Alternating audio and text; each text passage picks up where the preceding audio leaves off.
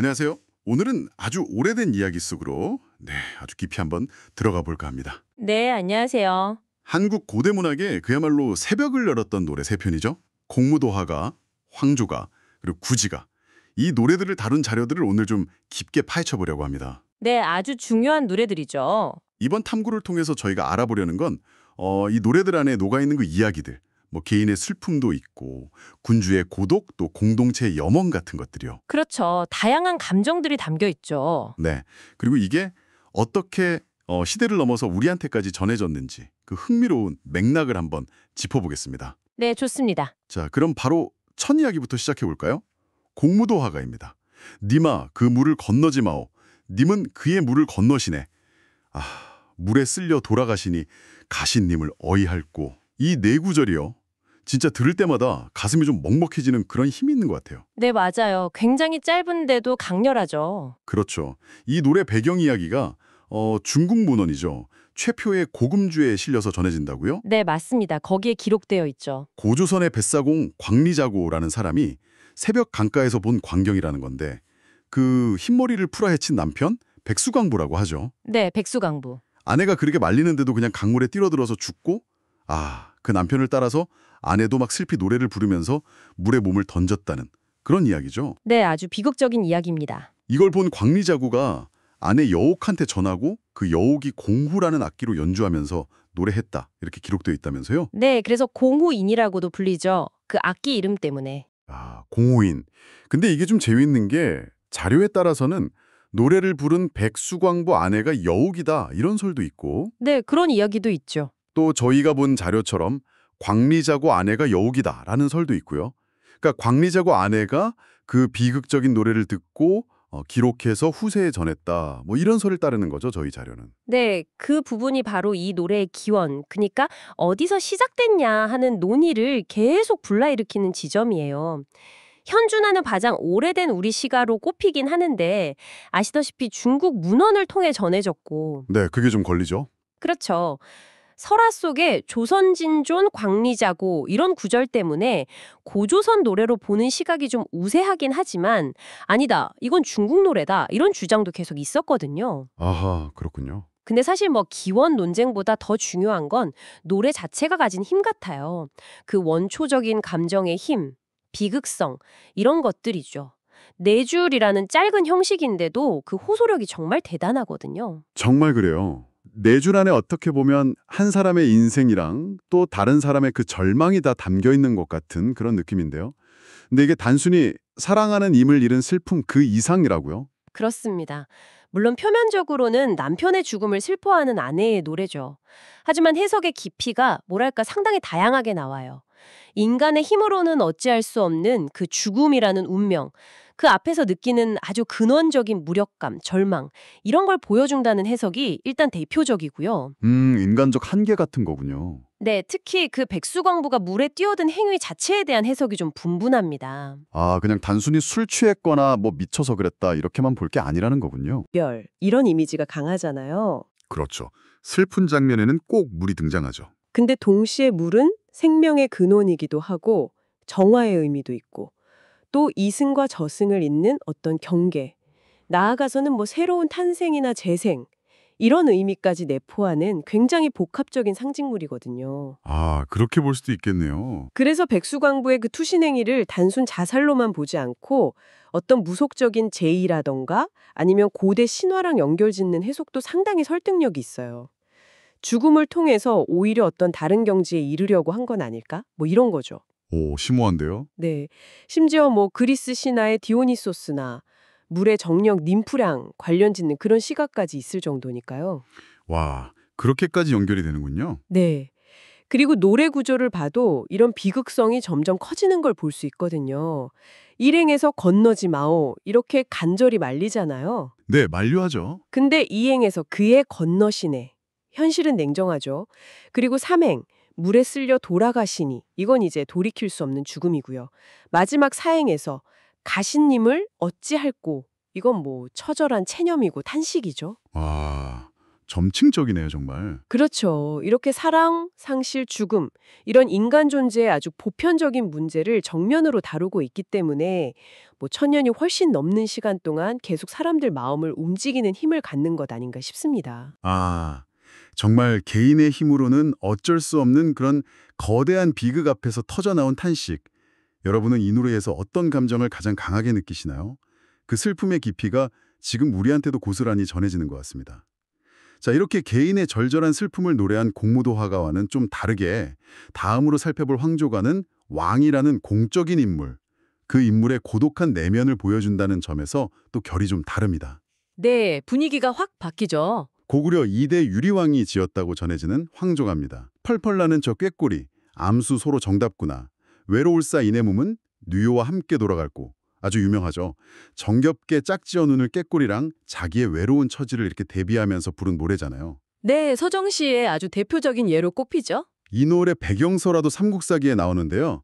유리왕한테 화이와 치 이렇게 두 왕비가 있었는데 왕이 사냥 간 사이에 둘이 다툰 거죠. 네, 왕비들끼리 싸움이 났죠. 화이가 막 꾸짖으니까 한나라 출신이었던 치이가 모욕감을 느끼고 자기 고국으로 그냥 돌아가 버린 거예요. 아, 가버렸군요. 그렇죠. 그래서 유리왕이 소식 듣고 막 뒤쫓아갔는데 치이가 안 돌아온 거죠. 결국 혼자 돌아오는 길에 나무 위에서 꾀꼬리 한 쌍이 정답게 노는 걸 보고 아, 내 신세야 하면서 한탄하며 이 노래를 지었다. 뭐 이런 이야기입니다. 네, 그 설화 자체는 꽤 구체적이에요. 그래서 이 노래는 자기 감정을 직접적으로 드러냈다는 점에서 우리나라 서정시의 효시 중 하나다. 이렇게 평가를 받아요. 네, 근데 아까도 살짝 말씀하셨지만 이게 진짜 역사적 사실 그대로일까? 이 부분은 좀 생각해 볼 필요가 있다는 거죠. 네, 그렇죠. 왜냐면 유리왕이라는 인물 자체가 뭐 출생 설화부터 시작해서 굉장히 신화적인 면모가 강한 인물이거든요. 고구려 건국 소사의 아주 중요한 부분이기도 하고요. 아, 그러니까 이 이야기가 실제 있었던 일이라기보다는 유리왕이라는 인물을 좀 더 극적으로 만들려고 뭐 나중에 덧붙여진 설화적 장치일 수도 있다. 이런 말씀이시군요. 그럴 가능성을 완전히 배제하기는 어렵다는 거죠. 그래서 일부 연구에서는 이 노래를 단순히 왕의 뭐 실연고래 이렇게만 보지는 않아요. 오히려 이 노래를 기록하고 편찬한 후대 사람들, 그 사람들의 어떤 의도가 좀 들어갔을 수 있다. 이런 시각도 있습니다. 어떤 의도요? 예를 들면 화이랑 치희, 이 둘은 출신 배경이 다르잖아요? 이질적인 배경을 가진 왕비들의 갈등을 통해서 당시 고구려 초기, 그러니까 왕권이 좀 불안정했다거나 아니면 집단 간의 갈등 같은 그런 정치적인 상황을 좀 은유적으로 드러내려고 했을 수도 있고요. 아, 그런 정치적 맥락을 숨겨놨을 수 있다. 네. 혹은 그런 복잡한 정치적 상황을 왕의 개인적인 슬픔이라는 뭐랄까 서정적인 틀로 바꿔서 표현했을 수도 있다는 해석도 가능합니다. 그렇군요. 그냥 단순한 사랑 노래가 아닐 수도 있겠네요. 네, 문학적으로 보면 여기서 그 자연물, 꾀꼬리 있잖아요. 이걸 통해서 화자의 정서를 아주 효과적으로 부각하는 기법이 정말 돋보여요. 아, 그 객관적 상관물이라고 하는 거요? 네, 맞습니다. 객관적 상관물. 즐겁게 막 노는 꾀꼬리의 모습이랑 혼자 외로운 왕의 처지가 아주 선명하게 대비가 되잖아요. 그러면서 그 슬픔이나 고독감이 훨씬 더 깊이 있게 전달되는 거죠. 확실히 그렇죠. 네, 이렇게 자연 풍경을 통해서 내면의 감정을 표현하는 방식은 이후의 한국 시가 문학에서 아주 중요한 전통으로 자리 잡게 됩니다. 주변 풍경은 너무 평화롭고 막 그런데 내 마음은 정반대일 때, 그럴 때 느끼는 그 차이가 슬픔을 더 크게 만들기도 하잖아요. 유리왕이 본 그 꾀꼬리가 좀 야속하게 느껴졌을 것 같기도 하고요. 여러분도 혹시 주변 상황이랑 내 마음이 너무 달라서 더 외롭게 느껴졌던 경험 없으신가요? 자, 이제 분위기를 완전히 한번 바꿔보겠습니다. 앞선 두 노래의 그 서정적인 느낌과는 전혀 다른 아주 강렬함이 느껴지는 노래예요. 네, 아주 다르죠. 바로 구지가입니다. 거부가 머리를 내놓아라. 만약 내놓지 않으면 구워서 먹으리라. 와, 이거는 진짜 굉장히 직설적이고 심지어 약간 위협적으로 들리기까지 하는데요. 이 노래는 어떤 이야기 속에서 불렸을까요? 이 노래는 뭐 다들 아시는 것처럼 삼국유사 가락국기에 실린 금관가야 건국신화랑 바로 연결되죠. 네, 김수로왕 신화요. 맞습니다. 하늘의 명을 받은 9명의 부족장, 구관이라고 하죠. 이 사람들이 모여 살 곳을 찾다가 구지봉이라는 산봉우리에 올랐는데 거기서 이상한 소리가 들렸다는 거잖아요. 여기에 왕이 있느냐, 뭐 이런 소리. 네, 신비한 목소리가. 그 목소리가 시키는 대로 구관들이랑 마을 사람들이 구지봉의 흙을 막 파면서 이 노래 구지가를 부르고 춤을 추니까 하늘에서 붉은 보자기에 쌓인 황금 상자가 내려왔다 이거죠. 네, 그 상자 안에 알이 6개 있었고 그렇죠. 그 알에서 6가야의 왕이 태어났고 제일 먼저 알을 깨고 나온 분이 바로 금광가야의 시조 김수로 왕이다. 이런 신화입니다. 정말 유명한 이야기죠. 공무도화가나 황조가와는 성격이 정말 완전히 달라요. 개인의 감정을 노래한 서정시가 아니고 집단의 염원 그리고 의지를 담아서 다 같이 부른 노래예요. 일종의 노동요이면서 주술요 그리고 강력한 명령의 성격을 동시에 가지고 있습니다. 노동요, 주술요, 명령 여러 성격에 섞여 있군요. 네, 여기서 거북은 보통 신성한 존재로 보거나 아니면 당시 그 지역의 어떤 토착 세력 혹은 토템을 상징하는 걸로 해석해요. 그리고 머리는 단순히 목 위 부분이 아니라 우두머리, 즉 왕이나 생명력 그 자체를 의미한다고 보는 게 일반적입니다. 아, 그러니까 왕을 내놓아라, 우두머리를 내놓아라 이렇게 요구하는 노래네요. 근데 구워서 먹겠다는 표현은 진짜 좀 센데요. 신성한 존재한테 이렇게까지 위협을 하나요? 그 부분이 바로 이 노래의 아주 핵심적인 특징이에요. 그냥 소원을 비는 수준이 아니라 대상인 거북에게 명령하고 심지어 위협까지 하잖아요. 이걸 통해서 원하는 바, 즉 머리, 왕의 출현을 반드시 이뤄내겠다. 이런 고대인들의 아주 강력한 의지를 보여주는 거죠. 아, 의지의 표출이군요. 네. 그래서 이걸 영신군가라고도 해요. 새로운 왕이나 신적인 존재를 맞이하는 노래라는 뜻이죠. 동시에 원하는 걸 얻기 위한 일종의 주술적인 행위로도 해석하고요. 흙 파는 행위랑 같이 불렀다는 것도 좀 특이하고요. 네, 그쵸. 그래서 집단적인 노동요의 성격도 가지는 거죠. 생각해보면 새로운 지배자를 맞이하거나 공동체에 아주 중요한 의례를 행할 때 이렇게 다 같이 모여서 주술적인 노래를 부르고 춤을 추는 모습, 고대 사회에서는 흔히 볼 수 있었을 거예요. 네, 그렇죠. 축제 같은 느낌도 있었겠네요. 네, 어쩌면 이게 새로운 지배 세력이 기존의 토착 세력에게 복종을 강요하는 그런 정치적인 과정을 반영한 걸 수도 있다는 해석도 있고요. 또 말이 현실을 만들어내는 힘이 있다고 믿었던 고대 얼령 사상이라고 하죠. 말의 주술적인 힘에 대한 믿음이 이 노래에 아주 강하게 담겨 있다고 볼 수 있습니다. 와, 정말 흥미네요. 공무도화가가 어쩔 수 없는 운명 앞에서 슬퍼했다면 황조가는 혼자만의 고독을 노래했고 이 구지가는 공동체가 힘을 모아서 심지로 위협이라는 수단까지 써가면서 원하는 미래를 만들어내려고 하는 아주 적극적인 의지를 보여주네요. 각 노래가 담고 있는 정서나 태도가 이렇게 다르다는 게 참 인상적입니다. 네, 정말 각기 다른 매력이 있죠. 오늘 저희는 공무도화가의 그 애절함, 황조가의 고독감, 그리고 구지가의 강렬함까지 한국 고대가요 3편을 통해서 수천 년 전 우리 조상들의 삶과 생각, 그리고 그들이 세상을 바라보던 방식, 이런 것들을 잠시나마 엿볼 수 있었습니다. 이게 단순히 그냥 오래된 노래가 아니라 그 시대의 정신이 담겨있는 살아있는 기록이라는 생각이 드네요. 맞습니다. 전승 경로가 중국 문헌 고금주이기도 하고 우리 역사서 삼국사기 삼국유사이기도 하고 각기 다르긴 하지만요.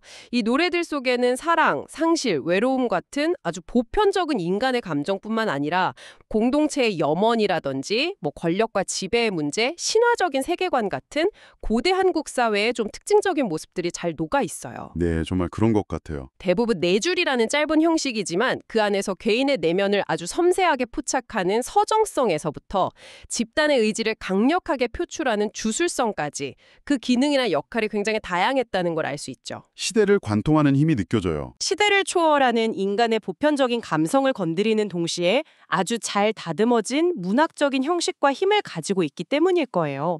그 원형적인 매력이 여전히 살아 숨쉬고 있는 거죠. 네, 맞습니다. 짧은 노래 속에 담긴 그 깊고 풍부한 이야기들이 여러분께도 흥미롭게 다가갔기를 바랍니다. 오늘 고대 가요 속으로 여정 함께해 주셔서 감사합니다. 네, 저도 즐거웠습니다. 마지막으로 오늘 우리가 살펴본 이 노래들에 대해서 한 가지 더 생각해 볼 만한 질문을 던지면서 마무리하면 어떨까 하는데요. 오, 어떤 질문인가요? 이 노래들은 아시다시피 모두 방대에 불렸던 그 모습 그대로 전해진 게 아니잖아요. 고금주, 삼국사기, 삼국유사 같은 후대의 문헌 기록을 통해서 우리에게 전해졌습니다. 특히 삼국사기나 삼국유사는 노래가 불렸던 시기로부터 수백 년의 시간이 흐른 뒤에 편찬된 거고요. 네, 시간차가 차이가 꽤 있죠. 그렇죠. 그렇다면 이 기록이라는 필터를 거치면서 원본 노래 혹은 그것이 불렸던 본래의 상황이나 의미가 혹시 좀 변형되거나 아니면 특정한 관점에서 재해석되었을 가능성은 없을까요? 기록자의 시각이 개입될 수 있다. 네, 우리가 오늘날 접하는 이 텍스트와 노래가 처음 불렸던 그 생생한 순간 사이에는 과연 어떤 간극 그리고 어떤 해석의 층위가 존재할지 그 점을 한번 고민해 보는 것도 이 고대 노래들을 더 깊이 이해하는 또 다른 길이 될 수 있지 않을까 싶습니다. 와, 정말 흥미로운 질문이네요. 기록의 힘, 그리고 그 이면에 대해서 다시 한번 생각해 보게 됩니다. 원본과 기록 사이의 그 여백을 상상해 보는 것, 그것 또한 아주 흥미로운 탐구가 될 것 같습니다. 오늘 좋은 말씀 감사합니다. 다음에 또 다른 깊이 있는 이야기로 여러분을 찾아뵙겠습니다. 네, 감사합니다. 자, 오늘은요, 시간을 아주 멀리 거슬러 올라가 볼까 하는데요. 한반도에 남아있는 가장 오래된 노래, 바로 고대의 시가들을 만나볼 겁니다. 이 노래들은 그냥 옛날 문학작품이 아니에요. 그 시대를 살았던 사람들의 삶과 죽음, 또 사랑과 권력에 대한 아주 깊은 이야기가 담겨 있습니다. 아니, 2000년도 더 된 노래 한 구절이 지금 우리한테 대체 무슨 의미가 있을까요? 바로 이 질문을 가지고 한번 잊혀진 목소리 속에 숨겨진 우리 모두의 감정과 이야기를 찾아 떠나보겠습니다. 그래서 오늘 우리가 살펴볼 건데요. 먼저 돌아오지 않는 강, 그리고 왕과 새 이야기, 또 거북의 신성한 노래, 이렇게 세 편을 만나볼 거고요. 마지막으로 이 시들이 대체 어떤 힘을 가졌는지도 한번 짚어보겠습니다. 자, 그럼 바로 첫 번째 이야기부터 시작해 볼까요? 비극적인 사랑과 운명을 노래한 작품, 공무도화가입니다. 지금 보시는 게 바로 그 공무도화가 원문이에요. 한자로 쓰여 있죠. 이게 딱 4줄, 16글자밖에 안 되거든요. 근데 이 짧은 글 안에 정말 가슴 아픈 이야기가 담겨 있습니다. 이마, 그 물을 건너지 마오. 임은 끝내 그 물을 건너셨네. 물에 빠져 돌아가시니 가시님을 어이할꼬. 와, 이 목소리 거의 절규처럼 들리지 않나요? 사랑하는 사람을 잃은 그 슬픔이 정말 그대로 전해지는 것 같아요. 이 노래에는요, 아주 비극적인 배경 이야기가 따라붙습니다. 뱃사공이었던 광리자고라는 사람이 이걸 목격했다고 하는데요. 어느 날 머리가 하얗게 센 한 남자가 아내의 만류를 뿌리치고 강으로 막 걸어 들어가는 거예요. 결국 남자는 물에 빠져 죽고 이걸 본 아내가 절망 속에서 이 노래를 부른 뒤에 남편을 따라서 강물에 몸을 던졌다는 그런 이야기죠. 근데 여기서 진짜 재밌는 게 뭔지 아세요? 이 노래를 과연 누가 지었나는 거예요. 정말 남편을 잃은 아내의 슬픔이 담긴 노래일까요? 아니면 이 모든 걸 지켜본 그 뱃사공이나 혹은 뱃사공의 아내가 지은 노래일까요? 이게 학자들 사이에서도 아직까지 의견이 분분하다고 합니다. 결국 공무도화가는 작가가 누구인지는 사실 크게 중요하지 않을 수도 있어요. 그보다는 사랑하는 사람을 잃은 슬픔이라는 거. 이건 뭐 누구나 공감할 수 있는 인간의 아주 근본적인 감정이잖아요. 여기서 강은 삶과 죽음을 가르는 상징이 되는 거고요.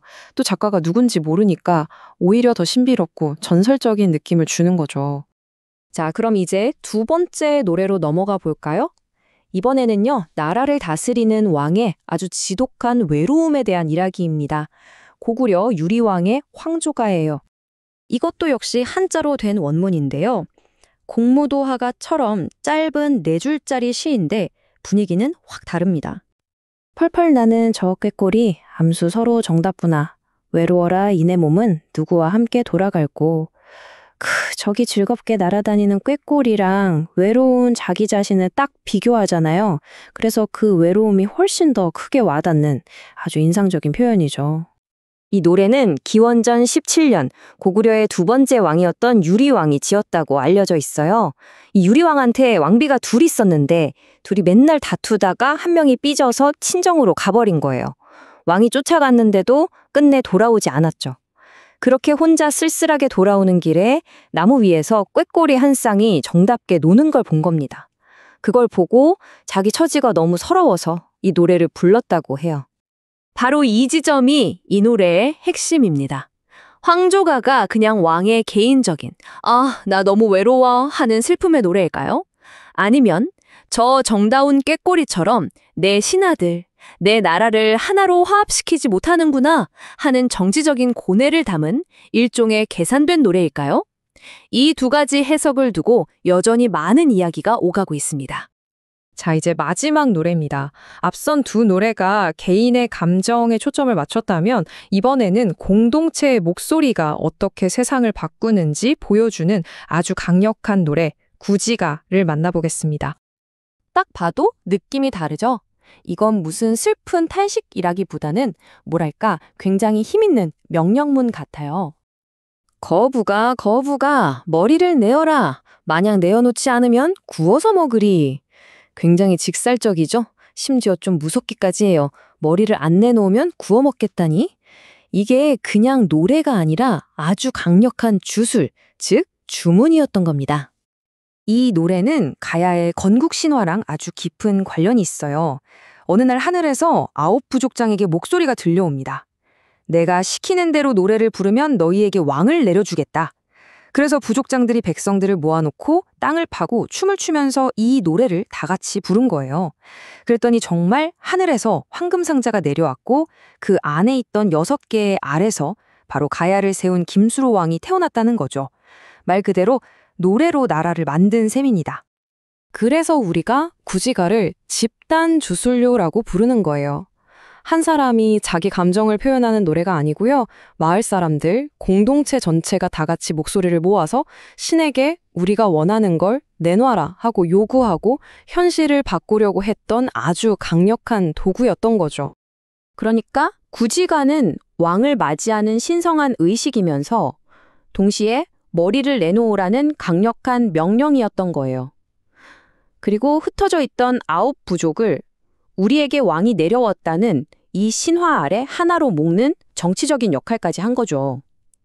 가야라는 나라의 시작, 그 자체였던 겁니다.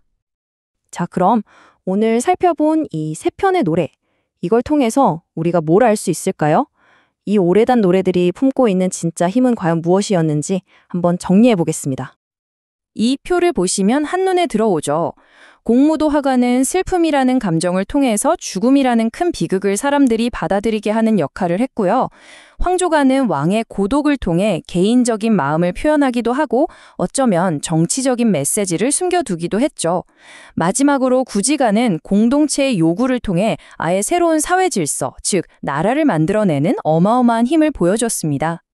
결국 생각해보면 한 개인의 정말 깊은 슬픔을 위로하는 것부터 시작해서 한 왕국의 기틀을 다지는 거대한 일까지 이 고대의 노래들은요, 시라는 게 그냥 아름다운 글귀가 아니라 인간의 삶 그 자체를 만들고 때로는 현실을 바꿔버리는 아주 근본적인 도구였다는 걸 우리에게 똑똑히 보여주고 있습니다. 그렇다면 마지막으로 이런 질문을 던져보고 싶네요. 먼 훗날, 그러니까 수천 년 뒤의 사람들이 지금 우리가 듣고 부르는 노래를 듣게 된다면 과연 그 노래들은 우리 시대에 대해 또 우리에 대해 뭐라고 이야기하게 될까요? 한 번쯤 생각해 볼 만한 문제 아닐까요?